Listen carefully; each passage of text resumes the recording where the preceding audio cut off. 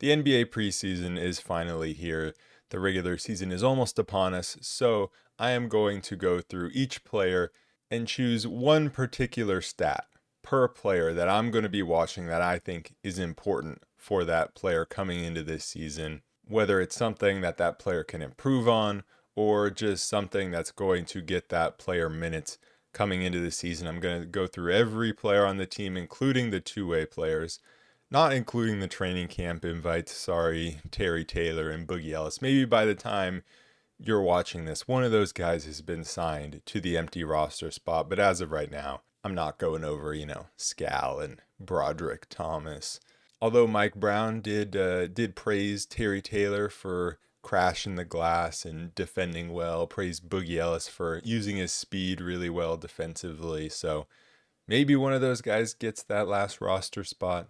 With the praise that Terry Taylor's getting and the need for a physical forward like him, maybe he gets that spot. But before we get into this, one rule that I have said is that I can't just use 3-point percentage as a stat because there would be too many players that applies to. Because for so many players, if they just knock down their threes, then they'll get playing time. Like that's the obvious easiest stat to look at because it's so true for a guy like Jalen McDaniels or Isaac Jones. Like, yeah, if they start hitting their threes, then they can probably play in the NBA. But we're not doing that. And so let's start at the top with De'Aaron Fox. And the stat that I'm going to be watching are his percentages from inside the three-point arc. Because 2 seasons ago, he was amazing from everywhere inside the three-point arc, especially in the restricted area. His finishing was next level. Even years before that, he had been amazing, especially finishing. He has been one of the best finishing guards in the league for some time. That's kind of what made him special. He made tough shots around the rim. But last season, we know about his increase in three-point percentage and volume, but he decreased everywhere else. 2 seasons ago, he shot 58.4% on all 2-pointers. This last season, he dropped to 52.2%. And if you look at from within 10 feet, he went from 68.7 to 58.7, and within 5 feet, 75.3 to 65.4. So those are pretty sizable drop-offs. He kind of made up for that in his 3-point percentage, and that's why his numbers didn't drop off. But I think it might be why his clutch numbers dropped off, because in those clutch situations, that's when you need to be able to get to the rim or you need to be able to hit the mid-ranger. And that's what he wasn't really able to do. Now, I think with the addition of DeMar DeRozan, I think that will open up more space for Fox to be able to score in many different ways.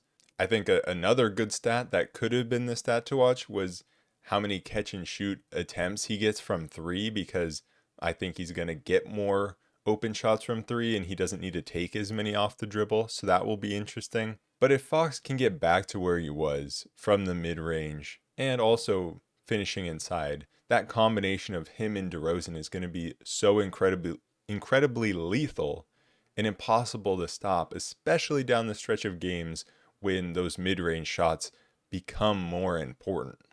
So I want to see him get back to at least near where he was about 2 seasons ago. I don't really have an order I'm going in here. So the next guy I'm going to talk about is Keegan Murray. A few of the stats that I thought about for him were like rebounding, because we know the Kings kind of have a size problem, but Sabonis just gets so many rebounds that it might not really matter. Another good one could have been like field goals attempted in the paint, because a lot of defenses are going to put one of their worst defenders on Keegan Murray. And if he gets that confidence to be able to attack that defender, attack those weaker defenders, don't just sit around the 3-point arc, don't just, get the ball and then pass it right back to whoever passed it to him and defer. Like if he gets aggressive, that could just take the Kings offense to an entirely different level. But I think the more important thing for him is going to be on the defensive end. We love the offense. That's where, he can take himself into all-star contention. But I think the thing that is going to really help this team is him on the defensive end. Last year, he was guarding mainly 2s and 3s, even some 1s. And this season, I think he's going to be guarding bigger players, so the stat to watch is his defensive positioning. What percentage of the time is he guarding 3s and 4s versus 2s and 3s? Last season, he was guarding 2s about 30% of the time, and 3s about 30% of the time, and guarding 4s only about 20% of the time. We could see a kind of big change in that. I think DeMar can guard the 4s that aren't really dangerous offensively, but when there are 4s that are actually going to try to score by themselves, I think that's going to become Keegan's responsibility. I think there is a possibility you could see Sabonis get some of that responsibility, but Mike Brown has talked about it. Keegan himself has talked about it, talked about the idea of guarding bigger players. And Keegan talked about how he had gotten used to guarding the smaller players, and now he just needs more practice guarding those bigger players, and he'll be able to do it. And so if he is able to guard those players, I think that is going to set the Kings defense up for success.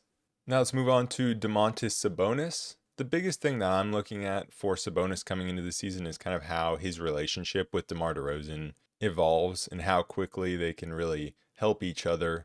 There was some training camp footage released recently, and we were seeing the DHO action with Sabonis and DeMar. And man, that just gave me life. That made me so excited. And so the specific stat, you might think it's like how much is Sabonis assisting DeMar, which, that's important. But I'm actually going to go how much is DeMar assisting Sabonis in those pick and roll or DHO actions. Because for so long, these past 2 seasons, Sabonis has been forced to take on more of an offensive load from a scoring standpoint than he probably should have been. And really what I mean is him trying to create his own offense in the post. And I think with DeMar DeRozan, you're going to see him get easier looks because you see the relationship that Sabonis has with Monk. Monk is assisting Sabonis inside, getting Sabonis easy looks inside all the time. And I think that relationship can be the same with DeMar because there just aren't any other players that really have that relationship with Sabonis. Even Fox, when you look at the stats, when he drives to the basket, he's not passing the ball. He's not a pass first point guard. He's a score first point guard. He's not looking to find Sabonis all the time. And that's okay because Fox is a great scorer, but you still need those playmakers on your team. And so that's why I think DeMar is going to help Sabonis so much. Sabonis had a great relationship with Harrison Barnes, but that was very much a one-sided relationship, so where it was always Sabonis to Barnes, whereas I think his relationship with DeRozan can be a little more dynamic, where it's going both ways. And speaking of DeRozan, we can go into him next, because the stat that I'm watching for him has to do with that relationship. And for him, it's the percentage of field goals that are either assisted or unassisted. What is that ratio? Because last season, 65% of his buckets were unassisted. I expect that number to go down.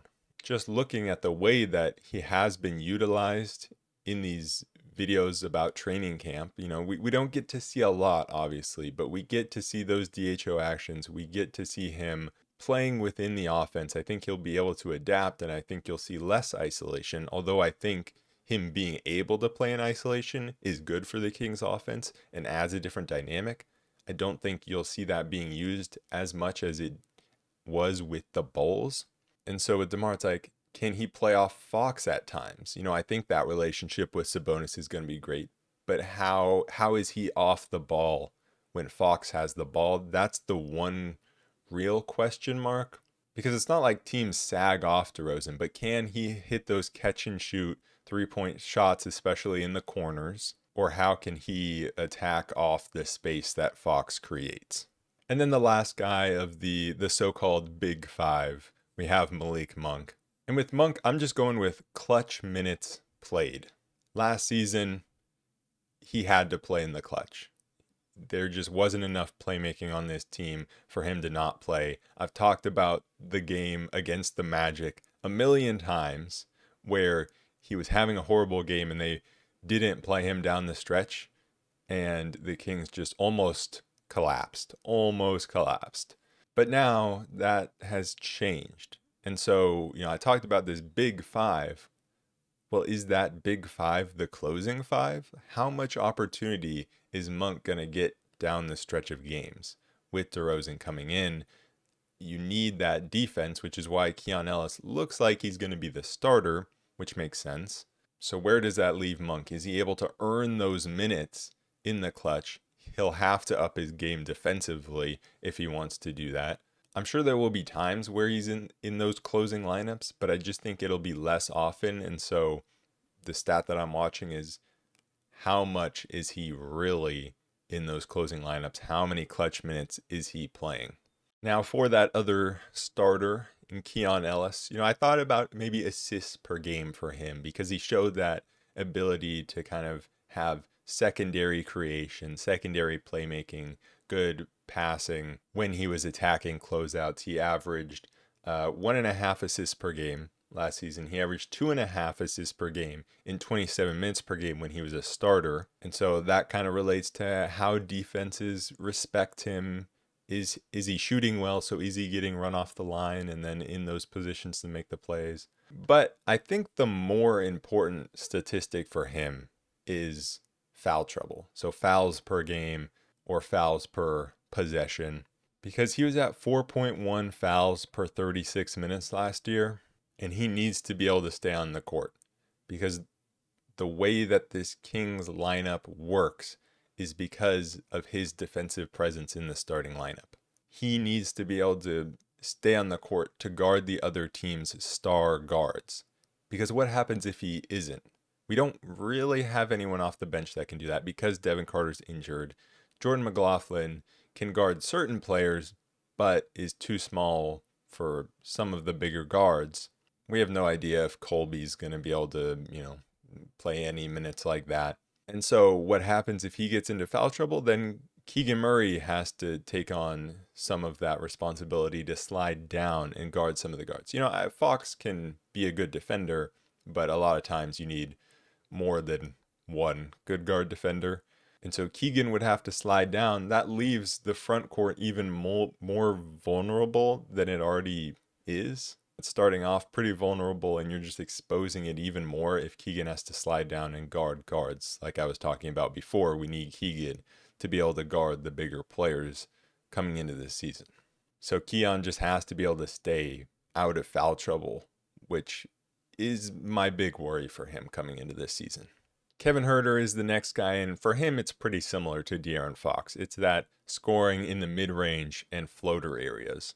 Between 2 seasons ago and last season, he went from 57% in the paint to 42.7% in the mid-range, 47.1% to 34.4%. That impacted his game in all sorts of ways. Defenses didn't have to respect him inside the arc. They could run him off the arc and just not worry about what he was going to do because he wasn't going to make shots within the arc. And that meant guys didn't have to help as much on him, which meant he couldn't find open players as much. Like it impacted his entire offensive game. It impacted the Kings offense. He just was so bad from inside the arc. He wasn't great from outside the arc, but I think him being so bad inside the arc is really what lost him a lot of minutes at times, because 2 seasons ago, when he's a streaky shooter, so he would go on cold spells from 3, but inside the arc, he always was pretty consistent. He was knocking down those mid-range shots, and he was finding teammates. His passing was really good. Last season, that just really didn't happen, and he just seemed like he completely lost confidence in his entire offensive game. And so I think if he can get back to being efficient inside the arc, that's just going to help his game in every way. We can go with Jordan McLaughlin next. For him, I'm going with assist to turnover ratio because I think the Kings have been trying to find another kind of steady ball handler for a bit. Davion really wasn't that, and we just haven't really been able to find anyone else outside of Fox and Monk. DeMar can do that a bit, and obviously Sabonis. But from that point guard position, we just haven't really had a steady point guard. And so we're looking for that from Jordan McLaughlin. I don't think Keon's a one. I don't think Colby can be that guy. So it really is on Jordan McLaughlin. He has been very good when it comes to assist to turnover ratio in his career. He's been above a 4 assist to turnover ratio in all but one season. Last season, he was at a 5.79.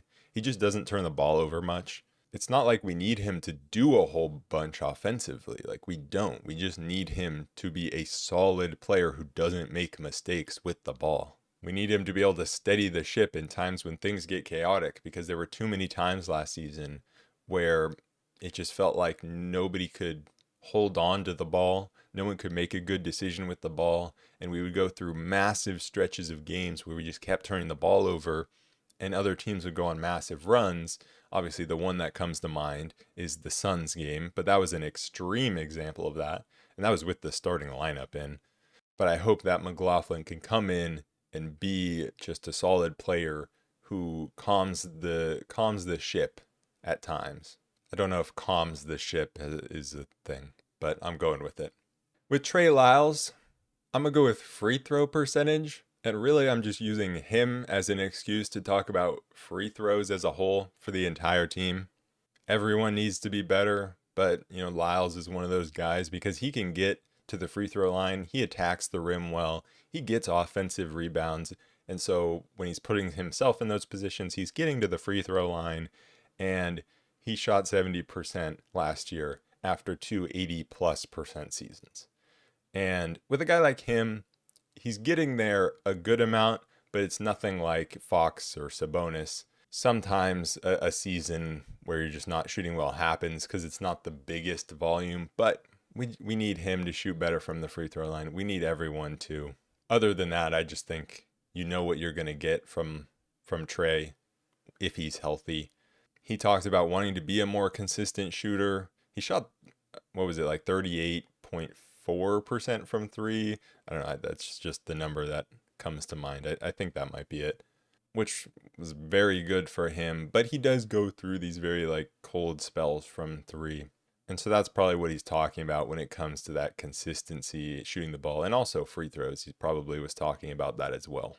And then rounding out kind of the top 9 of this roster, we have Alex Len, and I'm just going to go with games played for him because, again, just like Lyles, what you're going to get with Alex Len. When he goes out there, he's going to block shots, he's going to rebound the ball, he's going to set good screens, he's going to run the floor. And so that's great.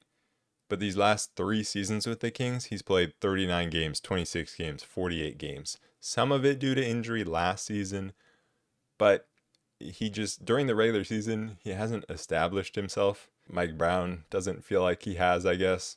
Not all of those seasons were with Mike Brown as a coach, to be fair. But the thing that I'm looking for Alex Len is, can he be the backup big the entire season?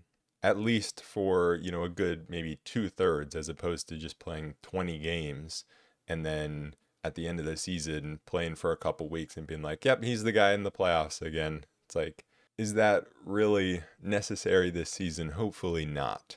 And while we just talked about Alex Len, let's talk about Orlando Robinson next, because he's the guy that's going to try to make Alex Len play less games. And so with Orlando Robinson, I'm just going straight blocks per game for a big man. Because in his NBA career, he hasn't been the greatest rim protector. I mean, 0.4 blocks, 8 minutes per game. That's not a big sample size. That's about 1 block per 36 minutes. Len was playing 9 minutes per game last season and had 0.7 blocks per game. But when you look at Orlando Robinson in the G League, he's averaging over 2 blocks per game when he's playing 30+ minutes. He's not going to play 30+ minutes in the NBA. But I want to see if he can kind of raise those block numbers and really make an impact on that side of the court. I think the other stats that could be interesting are his 3-point shooting, but I don't think that's necessary if he dominates around the rim on the defensive end, plus sets screens just like Alex Len does, roll to the rim. I think he'll have an opportunity. Another newcomer in Jalen McDaniels, I'm going to go with free throws attempted per game. Or with any of these, you can go with per 100 possessions, per 36 minutes, whatever it may be, depending on how much opportunity they get. Obviously, to play in the rotation, Jalen McDaniels needs to be able to knock down threes. He needs to be able to play great defense. But I think outside of that, like, he's probably never going to be the greatest shooter, but he's had some years over 80% from the free throw line, which is encouraging. And I think an athlete like him has the ability to get to the line, and that's going to be in transition. He's running the floor hard, attacking the rim.